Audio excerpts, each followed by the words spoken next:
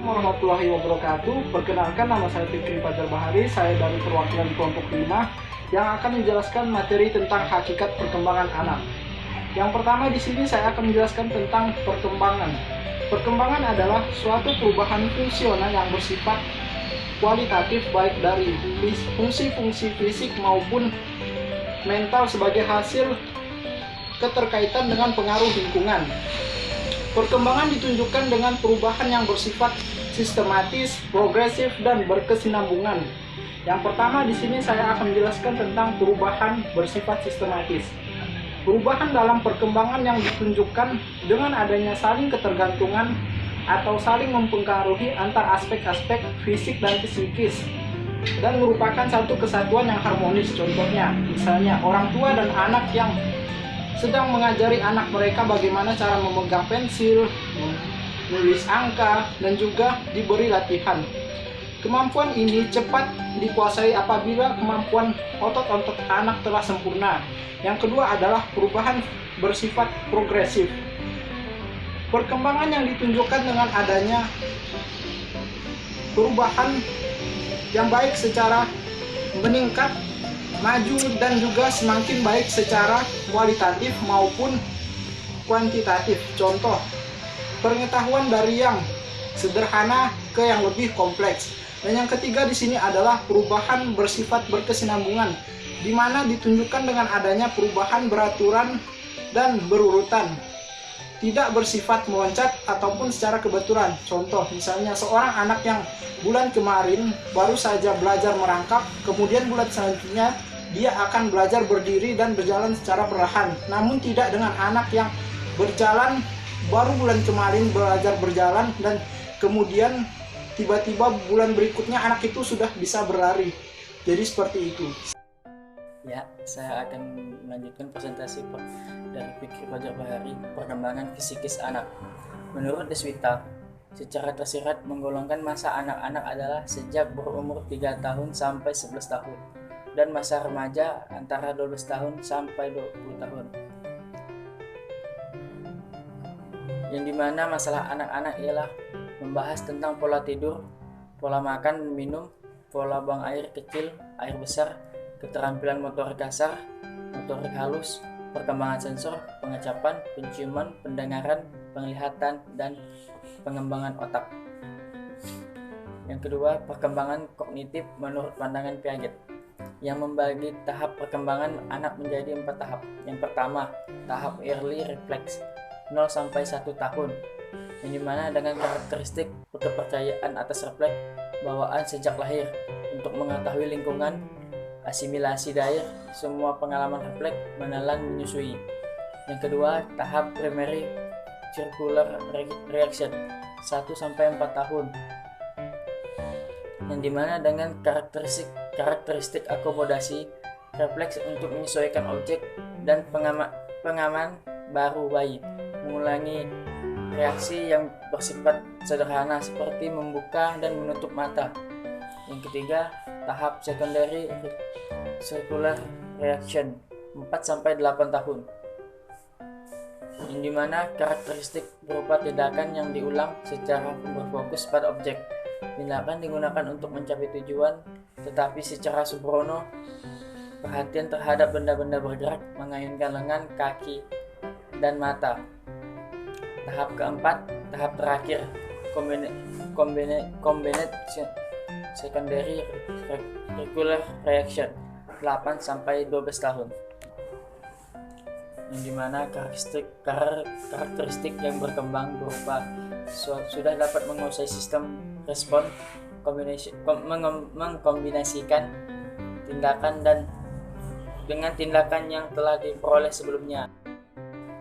Teori perkembangan anak. Periode ini berlangsung dari usia 6 tahun hingga tiba saatnya individu menjadi matang secara seksual. Permulaan pada masa anak-anak akhir ini ditandai dengan masuknya anak ke kelas 1 sekolah dasar. Anak-anak masa akhir atau sekolah dasar memiliki tugas-tugas perkembangan dalam perjalanan kehidupannya, antara lain perkembangan fisik, masa pertengahan dan akhir. Anak-anak merupakan periode pertumbuhan fisik yang lambat dan relatif seragam. Masa ini sering juga disebut sebagai periode tenang sebelum pertumbuhan yang cepat menjelang masa remaja. Jadi tentang pengalaman dan kematangan.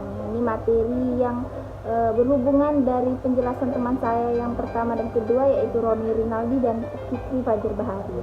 Di sini teman-teman bisa melihat dalam penjelasan yang ada di slide, menurut Monk, kematangan didefinisikan sebagai kesiapan individu dalam melaksanakan tugas-tugas perkembangan tertentu dan kemampuan untuk berfungsi dalam tingkat yang lebih tinggi sebagai hasil pertumbuhan. Nah, di sini saya tegaskan lagi kalau kematangan ini adalah hasil dari proses kita menjalani hidup. Seiring berjalannya waktu, pelajaran, pengalaman yang telah kita dapatkan membuat kita itu lama-kelamaan semakin dewasa, semakin matang, mulai dari sikapnya, pola pikirnya. Seperti itu. Dalam penjelasan ini ada ukuran kenormalan dan kemasakan seseorang, yaitu yang dinilai dari tingkat seberapa besar pikiran dan keinginan sadarnya mengambil alih motivasi.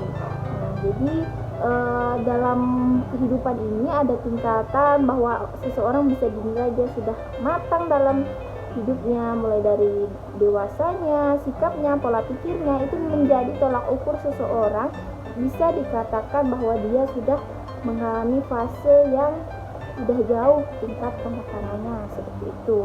Perkembangan adalah tugas yang harus diselesaikan oleh individu pada fase atau periode kehidupan tertentu, dan apabila berhasil mencapai, mereka akan berbahagia. Jadi ada hasilnya dari setiap proses perkembangannya.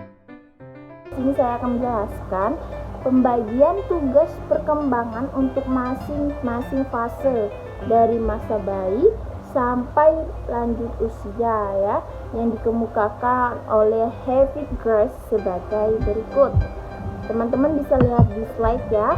Nah, pertama yaitu masa bayi dan anak-anak. Pada masa ini adalah masa yang orang tua sangat berperan penting dalam tumbuh kembang anak, seperti anak-anak baru belajar berjalan, belajar makan makanan padat, kemudian belajar berbicara, belajar mengendalikan pembuangan kotoran, mencapai stabilitas fisiologisnya.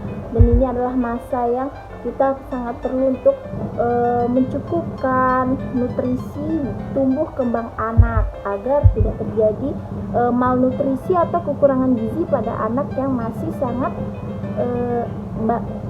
memerlukan, gitu kan, sangat banyak memerlukan nutrisi dan gizinya. Jadi jangan sampai kekurangan hal yang memang harus ada untuk anak tersebut, seperti gizinya lah ya. Selanjutnya pada poin kedua yaitu masa anak sekolah. Nah, di sini anak sudah mulai keluar dari lingkungan keluarganya dan bertemu dengan lingkungan sosial yang baru, seperti bertemu teman-teman baru, guru, pengalaman baru, dan anak sudah mulai mencari pengalamannya sendiri, mulai mengembangkan bakatnya sendiri, seperti itu. Pada masa ini anak belajar ketangkasan fisik untuk bermain, pembentukan sikap yang sehat terhadap diri sendiri sebagai organisme yang sedang tumbuh, ya. Seperti fase sebelumnya, setiap anak memang masih memerlukan gizi yang cukup dan penting untuk masa tumbuh kembang mereka. Masa remaja ini adalah masa kritis, anak sangat mudah terpengaruh.